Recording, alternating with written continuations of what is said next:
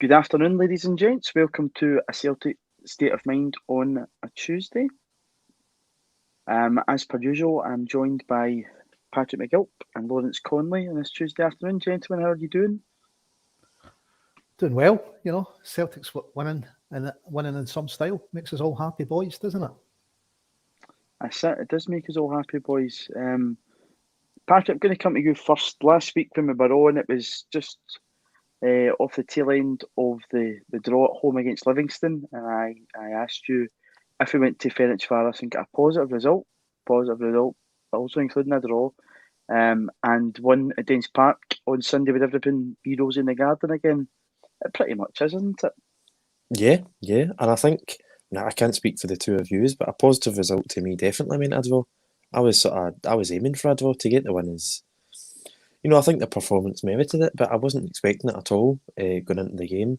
And then obviously the two performances we put in and the two results totally deserved the two wins we got, and it really does put us back on the road to hitting good form and getting a good run of results again.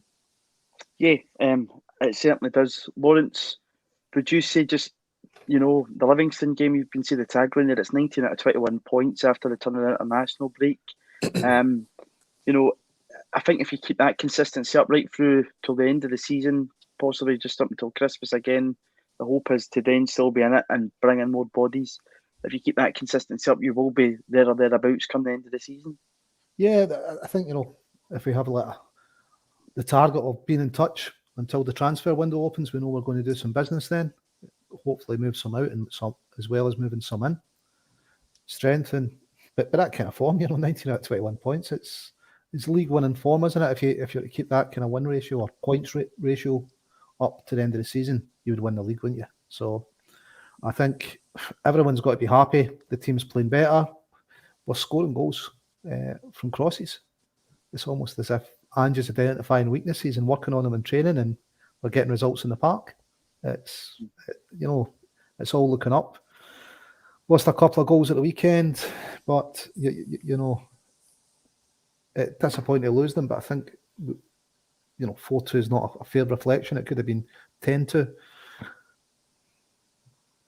It could have been 10-2, especially when we were 2 up. I mean, I thought every time we went forward, as well as that, I thought in Hungary, every time we went forward when it was 3-1 up, that we probably could have scored more goals. Again, I think that's something we might probably work on still, because there's times in games where we do look as if we're in the ascendancy, when we don't take our chances as well as we'd all maybe like, but you can't grumble at 3 goals away in Hungary and 4 goals away at Danes Park. But on that, Patrick, obviously we've not been on since last Tuesday. You and I, Lawrence, the usual optimist, thought we would go there and win on Thursday night, and we did. You and I a wee bit more sceptical about it, but we went there and we put in a terrific performance, and some of the football at times, especially that third goal, was just a joy to watch. And actually, the other 2 goals were crackers as well. Aye, and for them all to come from the front three, I think that's the first time all 3 of them have scored in the same game. So that's really promising, because it just shows they're getting to know each other better and better. I think Jota was saying he was trying to learn Japanese so that he could get to know Kyogo better and strike up a better partnership. But I mean, it was absolutely breathtaking, the 3 goals. I think it was Abada's in particular was unbelievable. As you say, we were slightly bit more pessimistic on the Tuesday. I was sort of hoping for a draw, expecting a draw, but I actually thought that I thought they played better at Celtic Park than what they did at home. I thought we deserved to win by more away than the 2-0 at Celtic Park a few weeks ago. And then obviously we continued our good form into Dundee, and as Lawrence says, it was disappointing to ship 1 or 2 goals. Yeah, one of the men included in that front 3 is Kyogo Furuhashi, I'm sure we'll be talking about, but we've got one of the comments coming in asking about my t-shirt. It is Kyogo in the t-shirt, Paddy, there, he's there.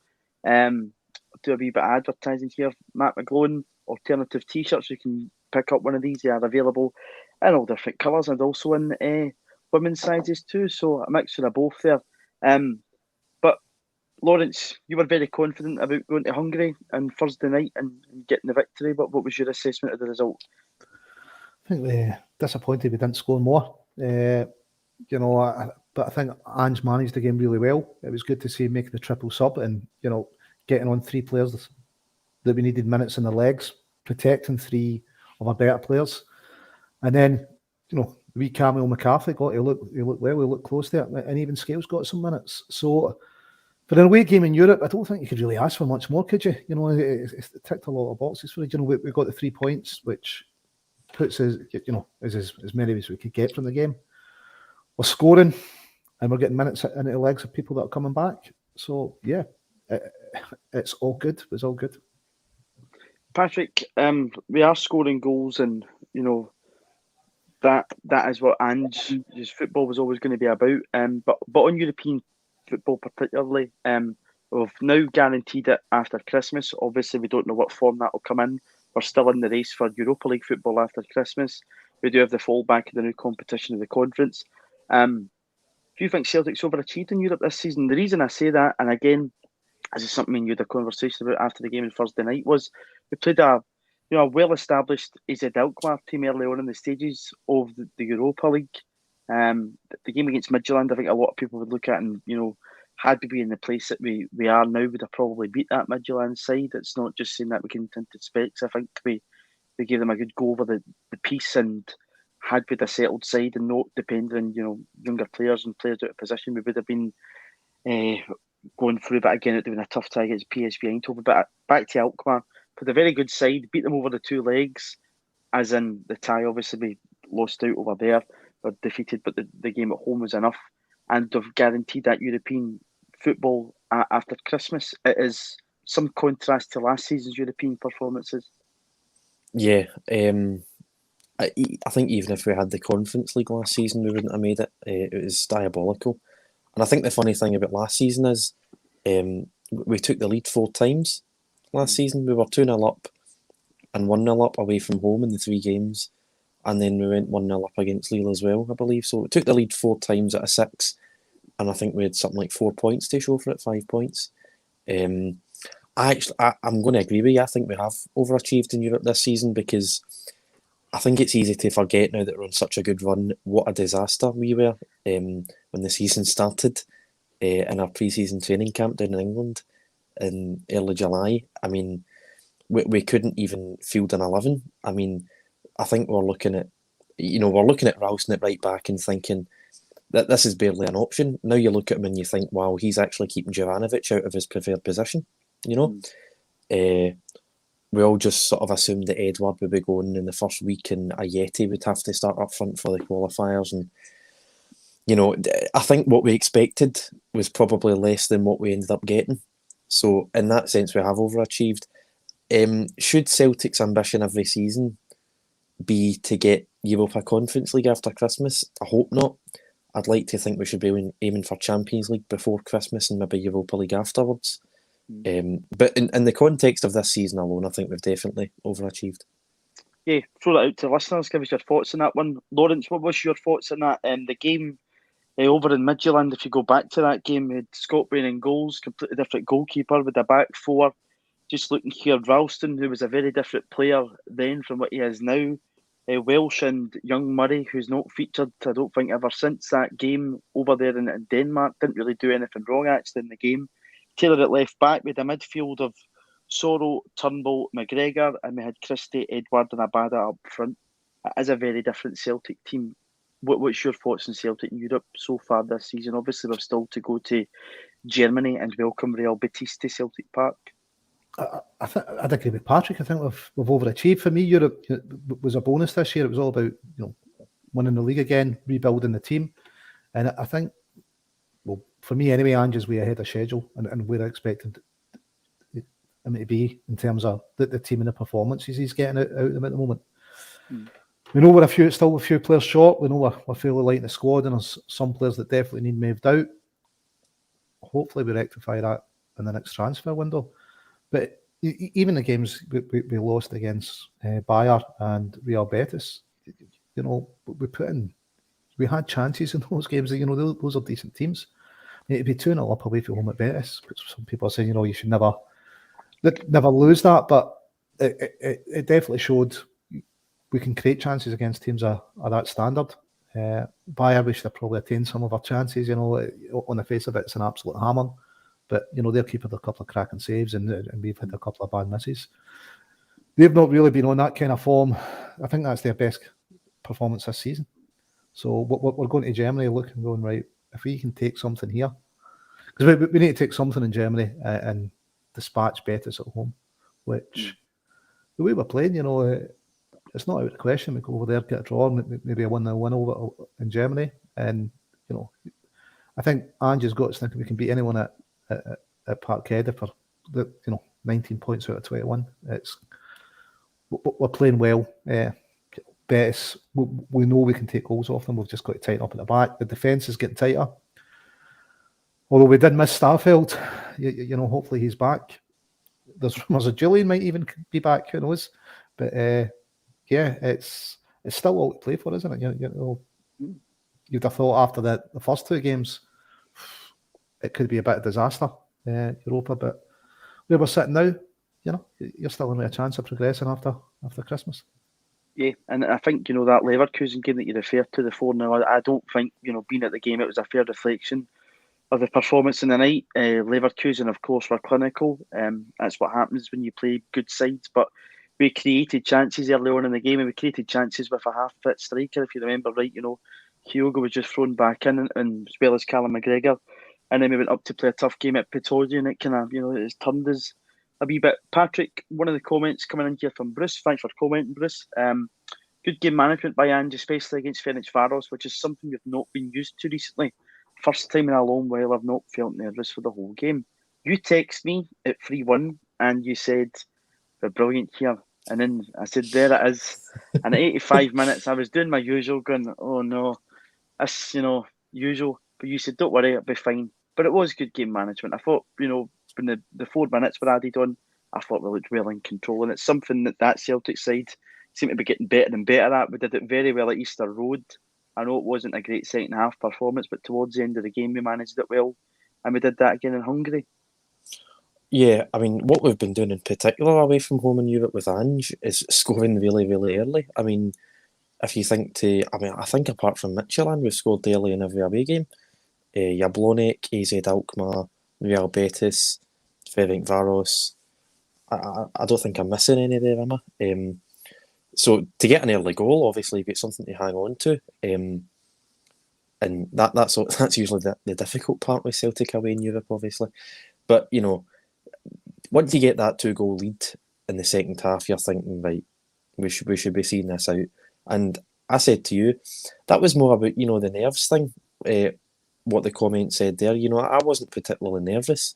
Even when Mikey Johnson gifted them their second goal, I still thought we had the capacity to see it out, And as you say, Easter Road, another case I'd gone ahead early, playing really well, controlling the game, and your nerves aren't really there, which is, it's what you're used to with Celtic in Europe. But, the team's growing in confidence. We're getting better every single week, and, long may it continue. And I agree with Lawrence. I think we can go to Leverkusen and get something.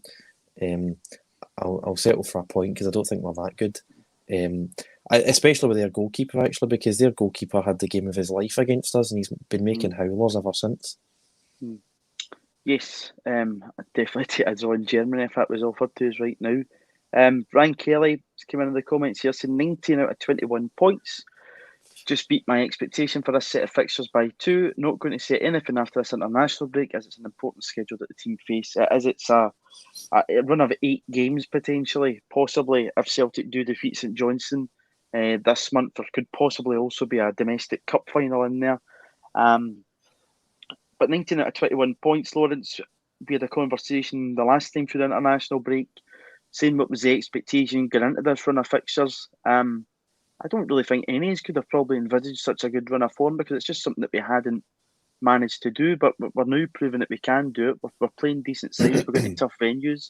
We went to Easter Road, we went to Vere Park in this run of fixtures, and the only time we've dropped the 2 points was at Celtic Park. Probably wouldn't have been the game that you'd have maybe looked at and said we would have dropped the points, but we did. But 19 out of 21 points, I think it's a remarkable return for a team that is still, and it's very much so early stages of where it is, and it's not by any means a finished article. Yeah, no, definitely tremendous return. The players are getting to know the system better.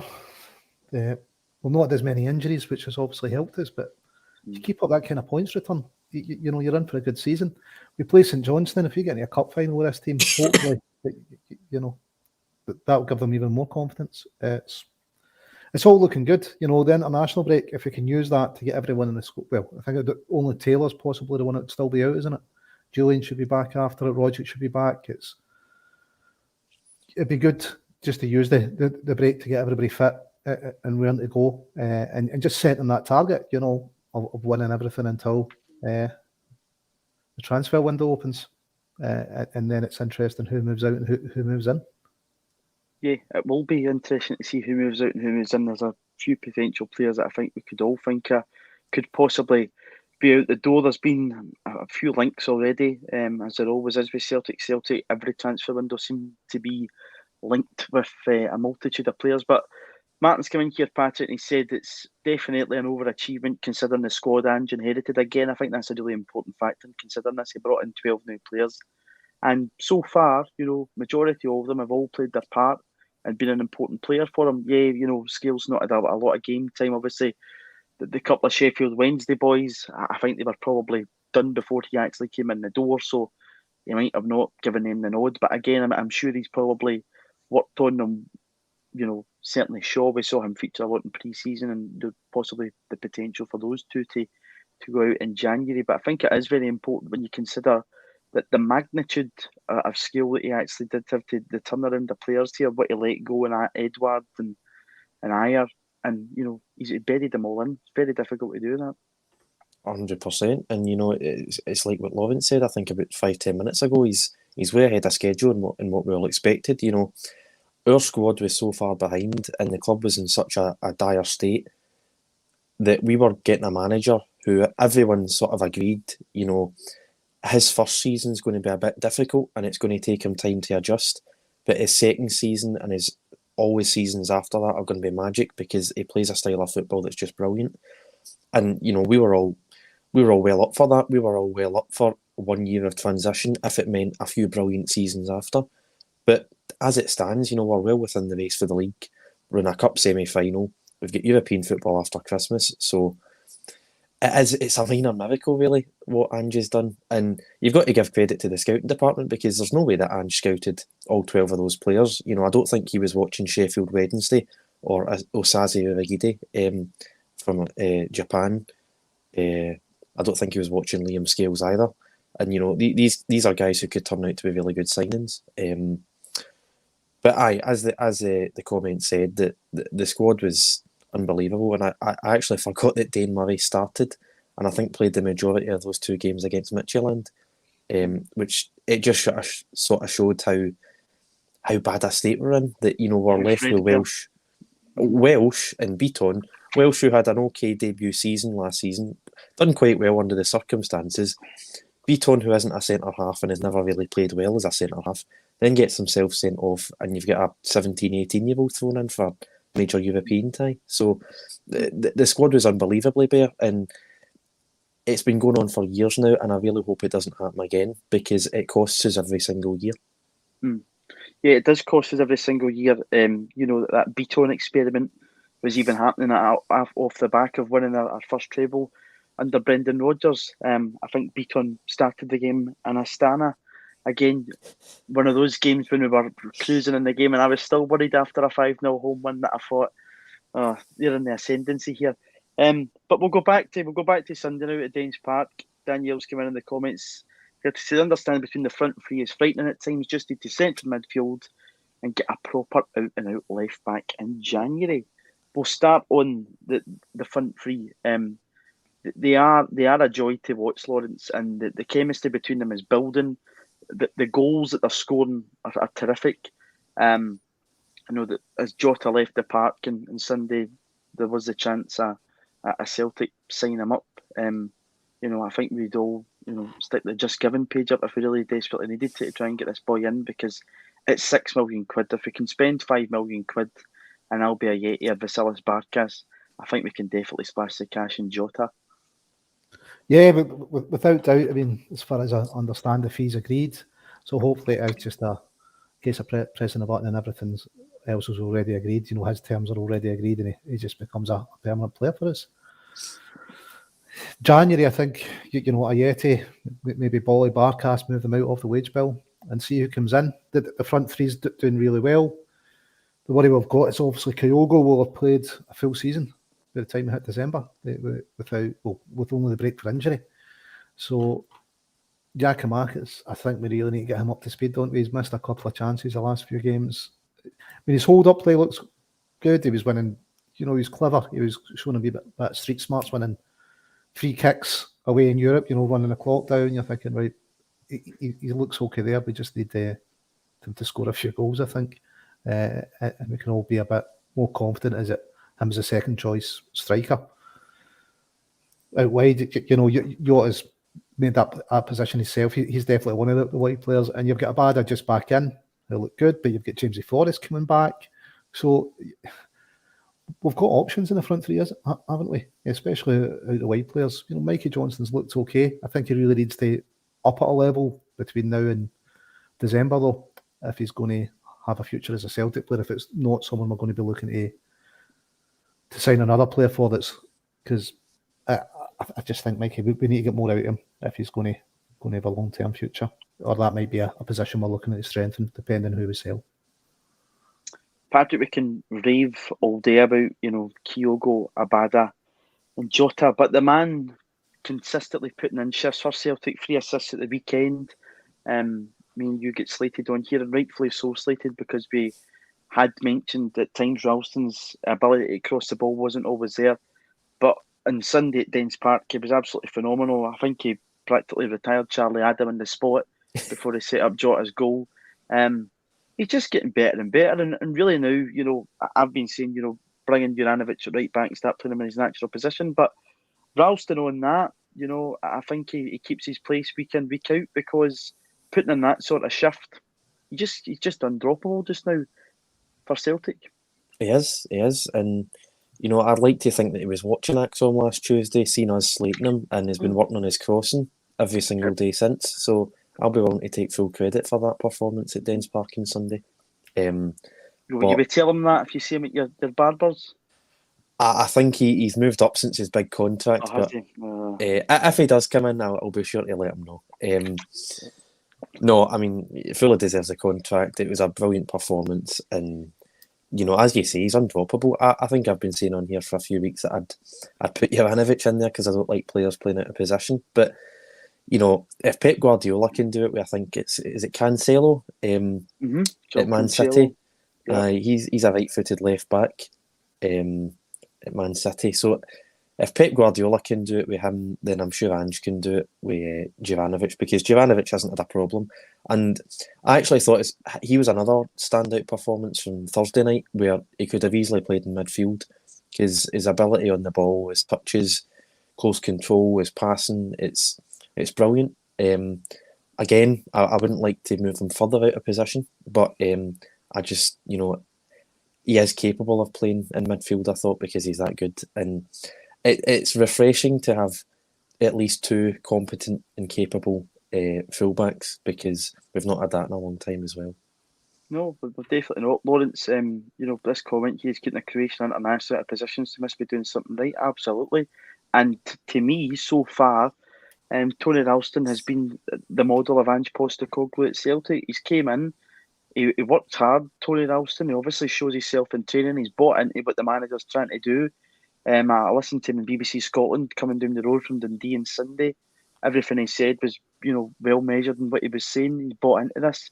And I think, again, we've had multiple conversations on here about Celtic's youth academy for young boys coming up. Tony Ralston just now is a very good model of a player to be showing those boys and saying, if you work hard and believe in yourself, it can eventually pay off. Definitely, as you said, undroppable for Celtic, unpickable for Scotland. He's been rewarded with his new contract. It's interesting that Ange has rewarded both him and Taylor, who were absolute whipping boys, amongst section of Celtic sport. But he's actually come out and praised both of them earlier in the season, saying both fullbacks are doing exactly what he wants them to do. We're missing Taylor, but Juranovic is certainly he's that pain, isn't he? I think it does look a wee bit unbalanced with a right-footed left back, but yeah, he's playing well enough. He's not making any howlers. He's contributing to the team. It's great that you've got, as you say, Ralston's 22. He's developing. He's come through the youths. Taylor, you know, is 23, isn't it? 22, 23. So we might be looking at bringing another left back there, and it gives you 2 left backs, 2 right backs, doesn't it? And it's let them fight it out for it. But yeah, undroppable just now, Ralston. 3 assists, so I think the BBC gave him 2 of them. I'm not too sure why, but yeah, he's just been. I'm giving him the extra one, mate. I think he deserves it. You know, I think he deserves it. Definitely, you know, and it's one of the things we're talking about. You know, how did you get the first goal? Sometimes it is taking a shot when you don't have a clear sight of goal. You're just trying to get it on target, hoping for a deflection or something. It's kind of 2 games in a row it's worked. We've got a deflection and got a first goal. Yeah, absolutely. If this is former Celtic centre half Mick McCarthy, we hope you're very well. I'd like to think Big Mick tunes into ACSOM, but he said that Ralston and Taylor signed long term to develop, but will be back out as we'll bring in a left back in January to balance the team. Patrick, we play a phenomenal amount of games. I've touched on in December, but it's going to be 8 fixtures. There possibly will even be the temptation from Ange in some of the games to maybe even rest Anthony Ralston or Josip Juranovic and rotate it about a bit, because it's a hell of a lot of games to play. There's some games that we go Thursday, Sunday, back to the Thursday or the Wednesday. But on that, I think left back definitely will be a priority in January. But Ralston and Taylor, I think everybody's opinions on them at this point in time is both will put in shifts for you, and both are, you know, I think a lot more people now probably rate Anthony Ralston higher than Greg Taylor at this point in time. But he's been out the team a wee while. We don't know what it'll be like when he comes back. But again, it's good to see Celtic doing a bit of long-term planning, because that was something that's been our downfall with contracts and not giving them out and then letting contracts run down. Yeah, 100%. And you know, there's still a lot more to do. I think Julian and Roderick and Forrest are all sort of in the last 18 months this January, so more contracts to be given out. Scott Bain as well. But yeah, as you say, it's good to have 2. I mean, definitely competent at SPFL level fullbacks, and you know, Taylor might not be the most exhilarating of players, but you know, the stats back up. He's more than good enough for us in 10 out of 11 games in Scotland in the league. So yeah, quite happy to have cover there, at least for the next 4 or 5 years. It'll be interesting to see what happens in January with our left back, because if you include Juranovic, I think we've technically got 5. I don't like to include Juranovic, so we've got 4. But you know, if we're bringing our left back in January, you're probably looking at Montgomery going out on loan and maybe selling Bolingoli, because I just can't see us having 5 left backs. No. It'd be quite ironic to go from having 1 or 2 for about 5 or 6 years, and then having 5 in the one season, and then playing a right back anyway. But yeah, it thoroughly deserve both their contracts, and we've seen it with McGregor a few weeks ago. A new deal thoroughly deserved as well, and I'm hoping we can sign a few more players up in long-term deals. Yeah, absolutely. Lawrence, obviously Juranovic we've seen featured a lot of the time at left back, as Patrick touched on there. I thought on Thursday evening had the slippers on, and Ferencváros looked very cool. Again, though, I think, you know, European football now secured it's going to be next to 2 games after Christmas. There's enough, you know, games that we're going to have to play that we can rotate if we do bring in a left back between Juranovic and Ralston. And my suggestion, you mentioned Cancelo earlier on, Patrick. Guardiola has tried Cancelo in the middle of the park, and I don't think it's something that the manager will overlook. There's still a possibility to do it. If you can do it with Philip Lam and Ralston's playing like that, it's worth a goal.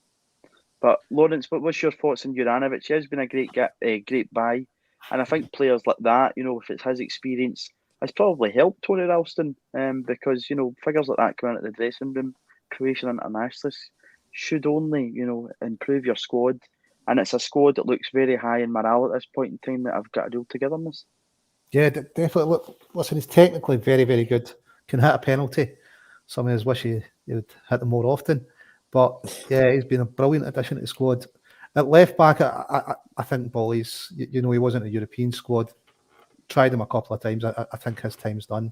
His skills at left back, I'm not too sure. And with Montgomery, I think Patrick's right. It's either out on loan, or maybe he's more a left midfielder. I don't know kind of just now. But what's Montgomery, 19 or something? I think he's 19. I think he's recently turned 19. Aye, so he's a player that looks like he's got a big future ahead of him, and maybe depending on what the squad's looking like, January, and what injuries looking like, you might look, to get him out alone, just get more experience if we do bring in another left back. But centre of the park, trying Ralston there, I was quite happy that Beaton came in and he's shown that he is a central midfielder. I thought it was a great showing at the weekend. I think we called it here last year that he could be Brown's replacement long term if we played him as a defensive midfielder, and I think he's starting to move the ball quicker. He's maybe needing to relearn the position a wee bit more. He's now taking a few more chances, which it probably taken out his game because he was used to playing at centre half. But I thought that was a great performance, and hopefully he can build on that, because I like seeing Callum further forward. I think he's more effective, and we can hopefully get Callum back in amongst the goals soon. Yeah, as per usual, he was a kind of silent assassin in that midfield, Callum McGregor. He was going back and forward, getting the ball into feet, making the chances. And again, the manager's spoken so much, Lawrence, about a platform being created for the front three. And again, that's down to the work of that midfield. But, the man on everybody's mind at this point in time just now, Patrick Kyogo, Furuhashi, Lawrence touched on, he's played a lot of game time. Coming over from the J League into Scotland, and the stat that came up in Sky, Celtic with and without him, it's 7 games started, 5 he didn't start, 6 wins for Celtic, 1 win that he didn't start, 0 draws, 2 draws in that he didn't start, 1 defeat in which he started. Again, I think he started out of position in that game. He started in the wing, and the manager obviously came out and said he shouldn't have did that. And 2 defeats, he didn't start. In the games that he started, he scored 21 goals. I think that's actually the whole team scored 21 goals, and that's actually Kyogo. And without him, he's good, but I don't know if he's Superman too much. And it didn't start. The team scored 5 goals, win percentage 86% with him, win percentage of 20% with him. I think we'd all probably agree at this point in time, Patrick, there is still that worry that without him, he's went away so last year, this one, Lawrence, that without him, that we could really be in danger again. And if Giacomakis, he looks as if he's not really there yet. We hope he does get there at some point in time, but without Kyogo, we might struggle a wee bit, especially in a big run of games. Yeah, definitely he's the most dangerous player just now. And I think we touched on it earlier, that is our worry. Giacomakis isn't yet up to speed. He's not had a lot of football, Giacomakis, and he's missed a couple of chances, obviously the penalty and then the chance at the weekend to kind of snatch that a bit. He should really have been burying that. So we do need to get him up to speed. And I think it is just getting game time. Obviously, we've got the international break. We can work on a few things, but we've got enough games coming that I think he will get game time. And if he's not scoring by Christmas, I'd expect to see another striker come in. I think, hopefully a year to go out the door and someone else come in to share the burden. And Patrick, David Kelly saying there, he can't play every game, and we do need to find a way of winning without him. Is that still a worry for you? I think it is. For all of us, it's great. How much he contributes to the team. You can see he's loving it. His wee dance after he scored. I think that was the fourth goal. His wee dance with the head going and all that stuff. He's obviously loving his time here. If we do bring in, one of his fellow countrymen, I think that will only improve his surroundings in Glasgow if he's got a pal that he can hang about with and stuff. But it is a wee bit of a worry that if we are to lose him, we be lighting candles and we go to mass every week. Yes, Lawrence. What do you mean if he's got a pal that can hang about with? I've seen the pictures of you and Ange hanging about. I thought you'd have been volunteering to hang about with him yourself. Well, my Japanese ain't too hot. Are there only presidents now you hang about with? Because I did not at all. But but my Japanese is not too hot. I mean, I go as far as a couple of Beatles bootlegs at the Budokan, and that's as far as I go. So, I think that'd be a wee bit of a barrier there, apart from the old thumbs up and all right, mate. But Patrick, if we will be lighting candles at mass every week until the players do return from international break, because we do hope that Kyogo comes back unscathed and can go again, and his energy is infectious for that team. Yeah, and I think the stats that you listed off just before I dropped out there, I'm not entirely sure, but I think they were actually pre-match. So I think when it comes to starting with Kyogo, it's actually 7 out of 8, 25 goals, and obviously a higher win percentage as well. It's certainly above 86. My maths isn't that good. That's why you're a politics-based subject. Oh, definitely. But I mean, saying prayers, lighting candles, anything, just to sort of keep him fit over the 2 weeks, the 12 days with Japan. And then, I think you're probably looking at that 3-week January break. I'm not sure if we're doing the warm weather training camp after last year's debacle, but 3 weeks off anywhere, we'll probably do Kyogo the world of good. And then in January, they're not easy games, but I think we've got a few home games, and there'll be a Scottish Cup game as well. So you could look at Giakoumakis or even the guy Maeda, I think it is, from Japan.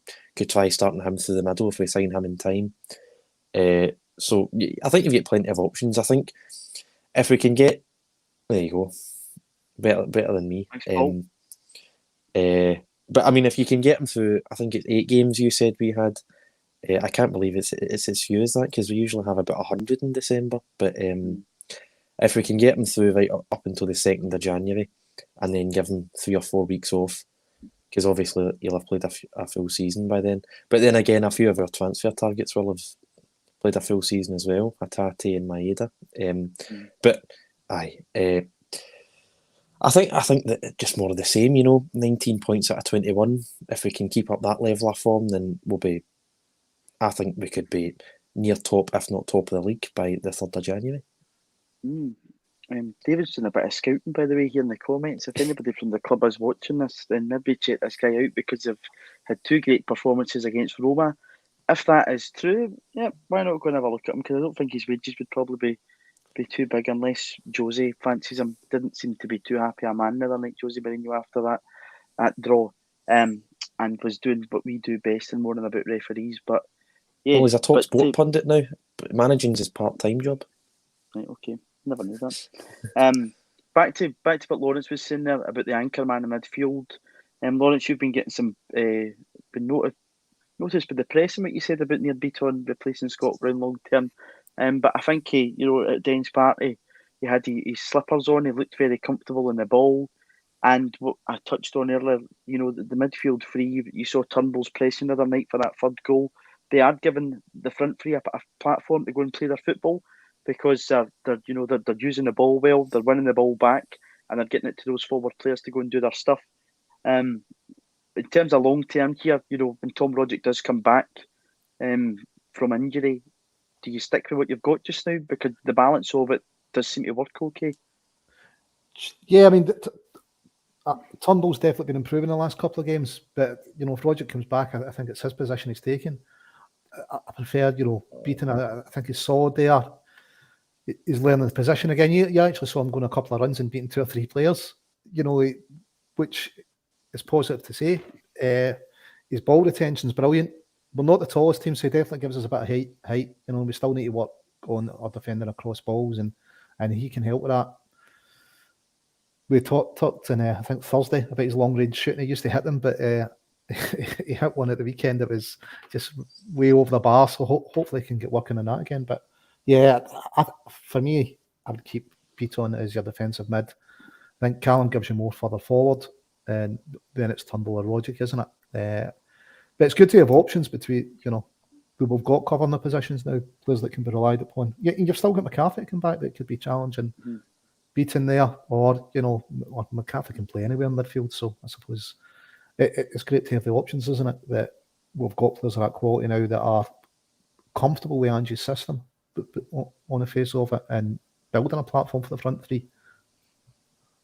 Patrick, I know Lawrence is a fan of James McCarthy. We've not saw a lot from him as of yet, and the most we saw of him was at the Tony Macaroni. We're majority of the Celtic team that day. They weren't great, but what did you think of him when he came on Thursday night? Obviously, didn't have a lot of the ball, but played a tremendous switch ball to James Forrest. Could control for wee James in the end of it. But do you think James McCarthy, if it what we're saying there, we stick to this kind of 6-8-10, it obviously gives the manager that option of Turnbull or Roderick either game. You've got plenty of cover in terms of the number 6, and you can always switch about the 8 in terms of Turnbull and McGregor. Is that a possibility?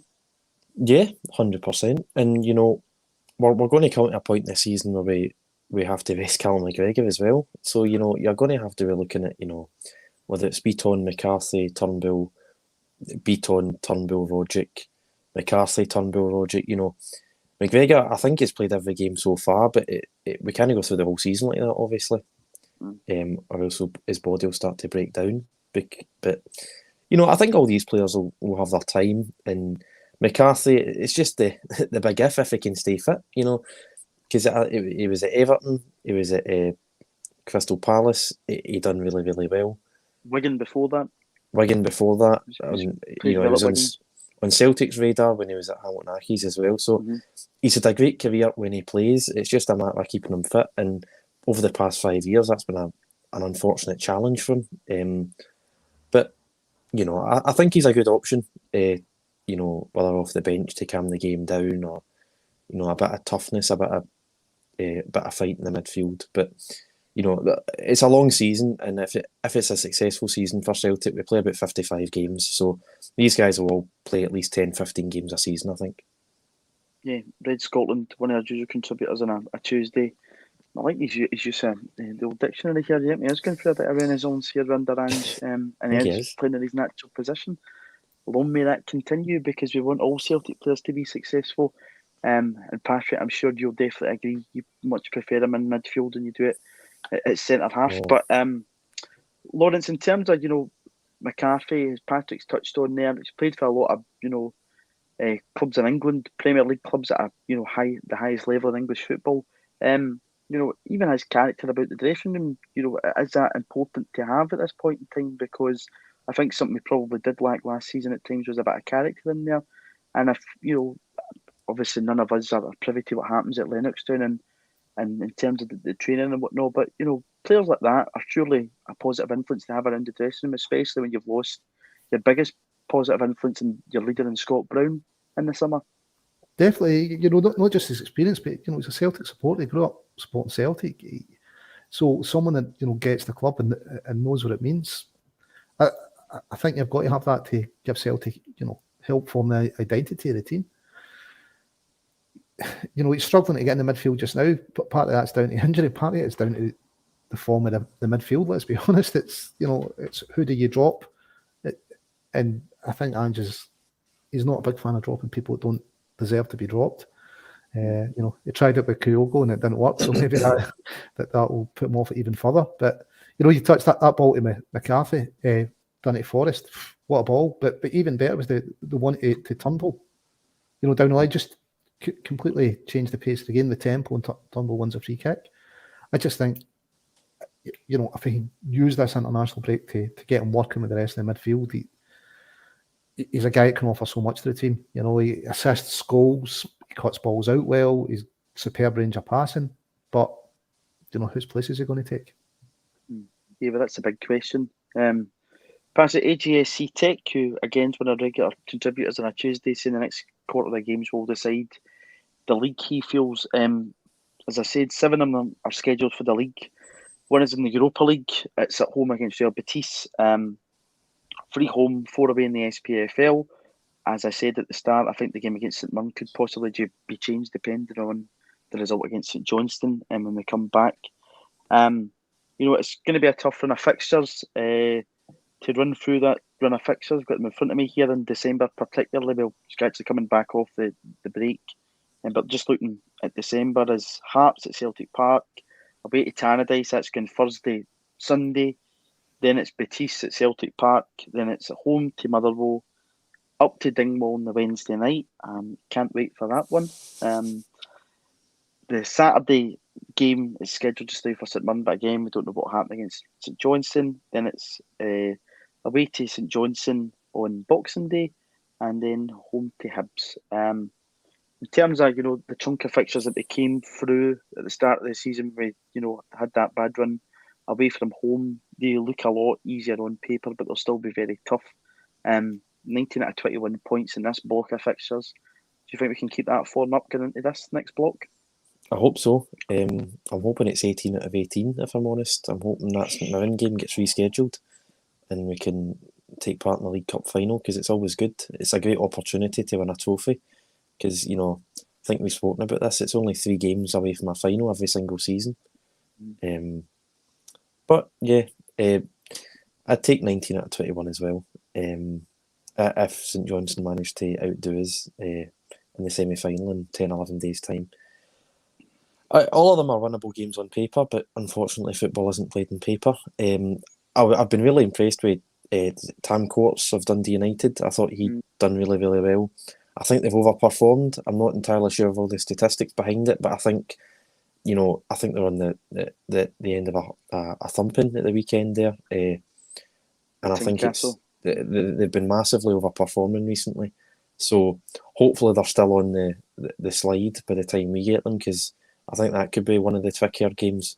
You like to think that you would win all the games at Celtic Park, and then the other stick out ones are Dingwall and St Johnstone. Was St Johnstone away? Did you say? St Johnstone is away in Boxing Day. Yeah. Yeah, I mean, Boxing Day makes it all the more difficult. When you think of McDiarmid Park, you think it's a tough game, but we've actually got a really good record there. And then obviously Dingwall, nightmares from last season. But no, I think we can take maximum points, if I'm being honest.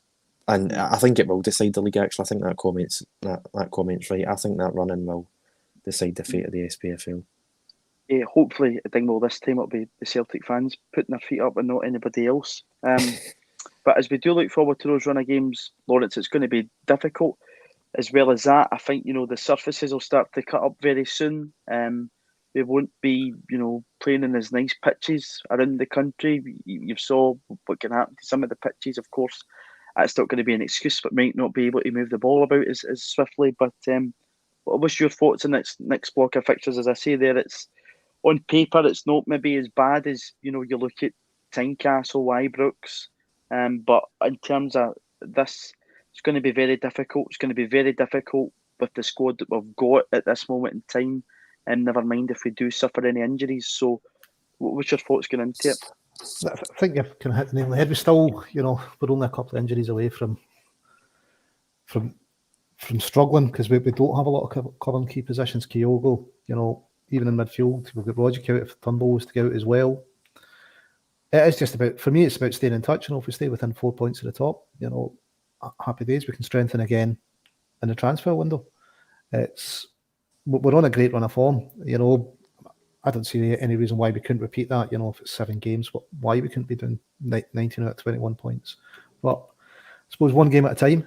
We've got to stay in touch until the transfer window and give us a chance to strengthen and maybe move those that are surplus to requirements out. But listen, Ange's got the team motoring. I think he'll be confident that he can go in that he can get the team to deliver that kind of performance between now and Christmas. And Patrick said it earlier, if we take 19 out of 21 or 22 out of 24 points, whatever, it's you could be sitting top of the league by then, and you've got an opportunity to strengthen. Yeah. Been dug up here for your comments and James McCarthy, Lawrence, but I think the point that we're all trying to make on it is we've not seen anything from him on the park yet.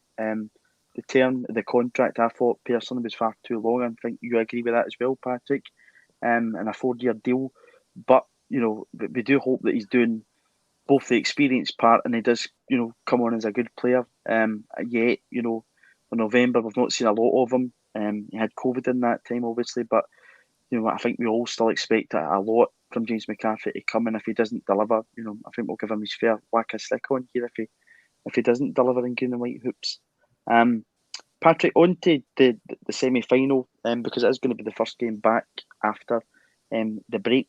Do you think it suits us maybe a wee bit to be playing it's not a free hit, of course, because we want to get to that final. We want to win the League Cup, but it's not a league game. Maybe takes the pressure off a wee bit that we can go there against St Johnstone. We're going to have a big crowd at Hampden, big park. Obviously, St Johnstone have been very successful at Hampden in recent times under Callum Davidson. It's a different St Johnstone team, though. It's missing a few of those players that were cup heroes for them. But do you think it's going to be beneficial to have that as the first game back?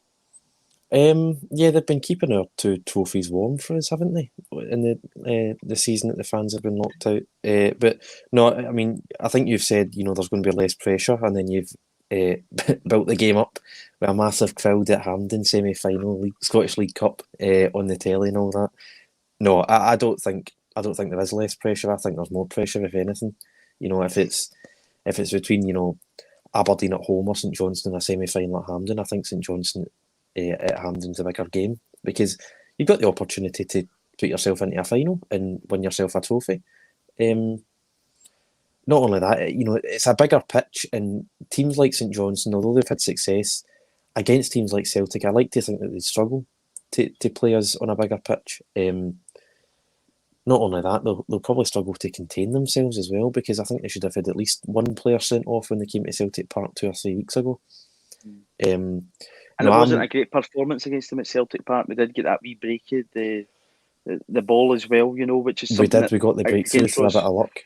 Yeah, through Ross County as well, which again is maybe a concern for some folk, because when teams do pack in against us, it is very, very hard to break down. But in a cup final, in a cup semi-final, jumping ahead here, I think their approach will be a wee bit different towards us that they maybe would have in a league game.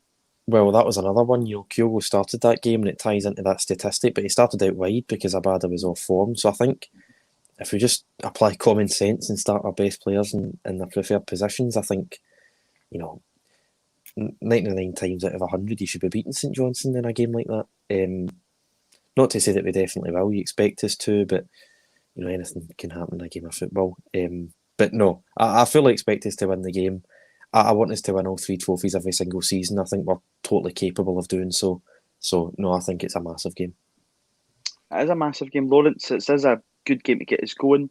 On the flip of what Patrick's saying there, we've played just Sunday there, 7th of November. Our next game in the league won't be until Aberdeen at Celtic Park 3 weeks after that. We're going to have to go to Germany in that time, play at Hampden. What's your thoughts about in terms of the fixtures that are going to come up? Does it suit us a wee bit better, or would you be preferably like Patrick and want to go right back into the league like we did, off the back of the last international break and go to Fir Park? Listen, I'm quite happy to have a semi-final against last season's cup specialists, probably the most successful team last season, won 2 out of 3 trophies. I know they've lost a few key players. I'm not too sure they will approach it any differently. They did a go the first 5 minutes and then sat in, and you knew they could keep it to 1-0 or 0 each. They would then come out with 10-15 to go and try and get something. I would expect us to beat them. That being said, keep Kyogo up front if he's fit.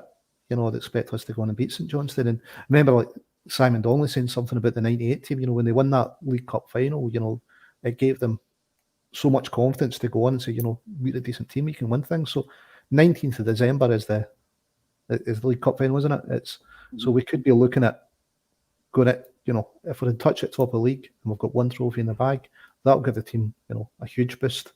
And I think there's tickets on sale just now, public sale for the semi-final. Yeah.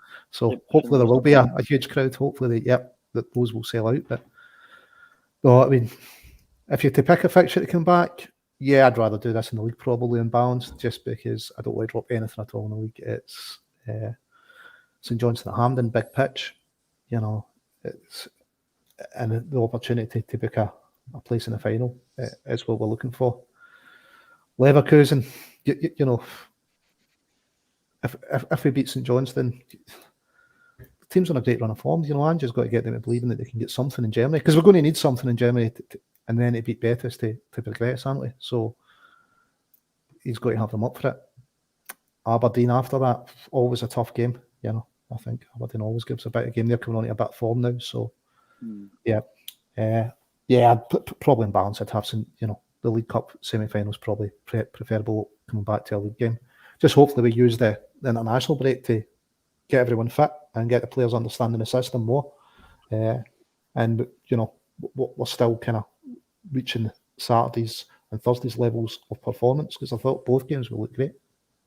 Yeah, I think as well, really important to consider Sunday that we came off the back, Patrick, of travelling to Hungary, winning the game over there. I think the manager said they didn't come back till 5:30 and Friday morning into Glasgow.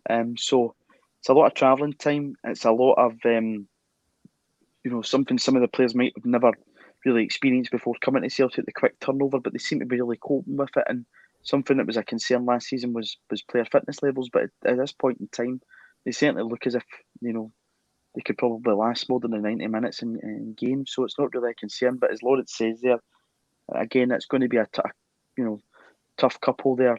Going to Germany on the Thursday evening, will arrive back probably early hours of the Friday morning. Them in terms of the preparation before the game against Aberdeen, it's a quick turnover.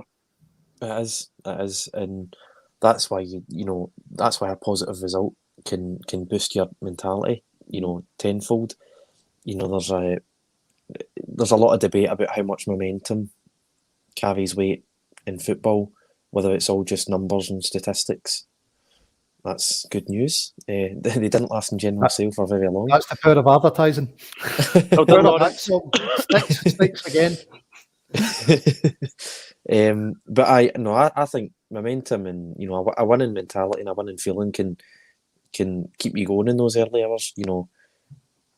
But yeah, I think strength and depth is another one that, especially when you're coming back early hours on a Friday morning and then playing 12 noon on a Sunday. It's difficult, and it's just a way of life for Celtic players. But that's what they're paid to do, isn't it? So no, when it comes to the fitness, that guy that we've got in from Tottenham, I think Ange said it would cast the net far and wide to bring in the best talent available, and it certainly looks as if we're doing that in terms of player recruitment. You just sort of hope in backroom staff he's doing that as well.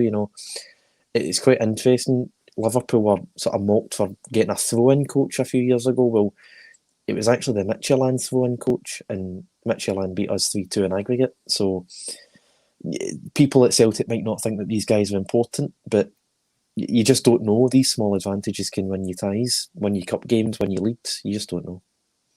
It's intricate details, Patrick, that big clubs do look at. I know that Dookie that I go to the games with says that Celtic players need a union card to take a throw-in, or a shy, as he refers to it still. So, I think he'd be very much so welcome to that coming to Celtic. But Lawrence, the running is going to be very difficult. I don't think any are going to underestimate it. I asked you earlier on about the form that we've got, and it's the banner today. If we keep everybody fit, if we avoid injury, and if we continue, it's all ifs, of course, because we can't predict what's going to happen. We'll all be here at every twist and turn of it, every high and low. But if we can keep all that together like we did in this block of fixtures, there's no reason why we can't be right up there, either at the very summit of the league or there or thereabouts, come the next break. Definitely. I mean, I think Danielle touched on it earlier. It's that front three. I don't think there's any defence in Scotland can limit the amount of chances that they get. It's we're going to score goals when we play that front three together. It looks like we're going to score a few every game. We're getting better at the back. I'm not too sure. We're missing Starfelt, but we're still tight. We're still best defence in the league. Welsh done okay, but maybe at fault for one of the goals. We've got Starfelt coming back. Julian, as always, it's the rumoured imminent return. At what level it comes back, I don't know. But after an international break, hopefully we've got Starfelt back in there and that front three fit. And yeah, I think we'll keep the form going. We're on an upward trajectory, and I think largely we have been since Ange took over. It was interrupted by a horrendous injury crisis. Outside of that, the team has been getting better and better to watch and putting better performances in. Yeah, they absolutely have, and they've been growing, and you can see. I think something I've touched on before is I think mentally, Lawrence, that this team still hurt big time from last season. A lot of them hadn't experienced the disappointment that it came with last season at times, and it was about building a squad not just that can play in the part, but it's also resilient in games that can really go for it. Patrick, I'm sure you would love to join this gentleman in partaking in one of these at this moment in time, but you've got a busy day ahead of you, so we hope you enjoy it. We hope you've enjoyed the chat on here. As we've said, we don't know what's going to happen and the run up to Christmas, and we do hope it's a festive season. I think we're all hoping that the Christmas advert might be the manager appearing in a Santa Claus outfit, giving Jota a permanent contract. That would be a real cracker of an advert. but maybe we're hoping for a bit too much there. Just to finish, gents, at this point in time, to ask both of you, did you think we'd be in this position at this point, or so far have we just, ran a wee bit over what you probably expected from Celtic and Ange Postecoglou? I'll say yes, because I've always said that the league would be close and Celtic would win it in the end. That was a few games into the season I said that, in fairness. I don't think I'd have said that before a ball was kicked. But, we've certainly overperformed in Europe. In the Cups, I expect Celtic to reach semi-finals, if I'm being honest. And then to be 4 points behind in the league, it's not something you would grab at, but at the start of the season, if you're 4 points behind in the middle of November, it's not the worst result in the world, especially where we've came from. So I'll say yes. I did kind of expect it to an extent. Yep. I'll agree with you in that one, Lawrence. So I'm going to kind of agree and say, look, total semi-finals, league, maybe Europe, I think we've overperformed. So 2 out of 3, I'd expect us to be there. What I didn't expect is how well the team is playing and how quickly Ange's knitted an identity to that team together, and the performances he's getting from the team. We speak to Jared and Dan, Jared Overnoise and Dan in Japan, and they said, look, the first season's a bit up and down. It's really the second season that's going to be good. Well, if this is the up and down season and next season's going to be better, geez, we could be on the verge of something special, couldn't we? Yeah, we could be. I better start putting the money away for the season ticket for next year, since it won't be a student price. As per usual, thanks everybody who's joined us in the comments. Paul, thanks for your contribution and for saying that. It's very kind of you. As per usual, we'll be back all week. It is international break, but I'm sure every show will have their opinion to talk about the Celtics. There's still a lot happening, and we'll be back next Tuesday. You too, hopefully, but sorry, you're not here. That's right. I forgot about that. Were you off to Patrick? You on a scouting mission? If only. Prior engagement. I've got a birthday. Yes. There you go. So a birthday. Listen, everyone gets one a year. Exactly. Can I miss it? So thanks to everybody in the comments for joining us as per usual. Thanks for watching the show, and thanks for tuning in to the Tuesday Club on a Celtic State of Mind.